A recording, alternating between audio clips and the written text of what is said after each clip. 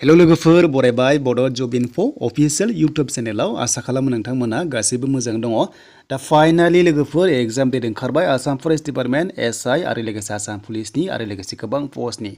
दा लोगोफोर latest update दासो रिसेन्टलि आपडेट जादों बेनो जाबाय पस्टआ स' बे जाबाय नोंथांमोननि कनस्टेबल जायनोखि नोंथांमोना मोन्दोंमोन प्लाटुन कमान्डारबो दङमोन एन्ड बेनिफ्राय 32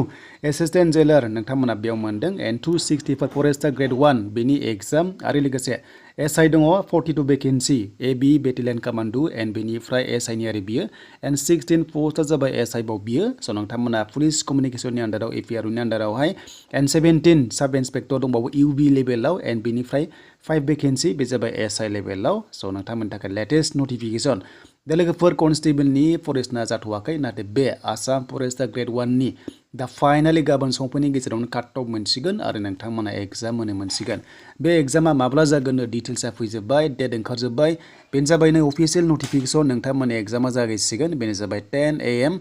बेनिफ्राय 2 बाजिसिम थागोन आरो लोगोसे बे डेटआ जाबाय 2 एप्रिल 2023 दा बयबो रेडि जादों नोंथांमोननि एग्जामा बर'जों एग्जाम जागोन टेनसन गैया दा फाइनालि नोंथांमोना 2 एप्रिलाव एग्जाम होनो मोनसिगोन बेनो जाबाय अफलाइन हिसाबै आरो बेयाव 100 मार्क्सनि एग्जाम हमना ला एसआई लेभेलावहाय मिथिखागौ नोंथांमोना आरो बेनिफ्राय नेगेटिभ मार्किं थायो बेखौथ' नोंथांमोना मिथिखागौ 1/2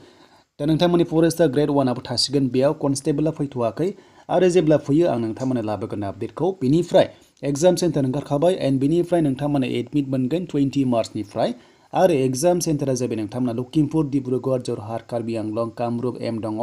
बेनिफ्राय कामरुप दङ मोनसेया एन्ड बेनिफ्राय दरं दङ सनितपुर दङ काछार दङ नलबारि एन्ड क'क्राझार स' नोंथांमोना बिटिआरआवहाय क'क्राझाराव मोन्दों एन्ड बेनिफ्राय अदालगुरि होनोब्ला दरंआव जानायनि चान्सेस दङ बेनिफ्राय सनितपुराव जानायनि चान्सेस दङ बेनिफ्राय बङाइगाव चिरां हमना ला बाक्सा अब्ला नोंथांमोना बाक्साना नैबे नलबारि चिरांना क'क्राझाराव जानायनि चान्सआ दङ गवालपारा क'क्राझार जानायनि चान्स दङ स' बेखौ नोंथांमोना जाथेनो हायो बेनिफ्राय नोंथांमोना एडमिट मोनाब्ला नैबे नाम्बारावहाय कल खालामनो हागोन लेटेस्ट आपडेटआ बेनो फरेस्टार ग्रेड 1 नि काट अफ थाबैनो फैसिगोन 29:30 नोंथांमोना मोननो हागौ दा बिग आपडेटआ बेनो आसाम पुलिसनिफ्राय एग्जाम जाफिनसिगोनलाय 2 एप्रिलाव 2023 10 AM जानाय लोगो लोगो अफलाइन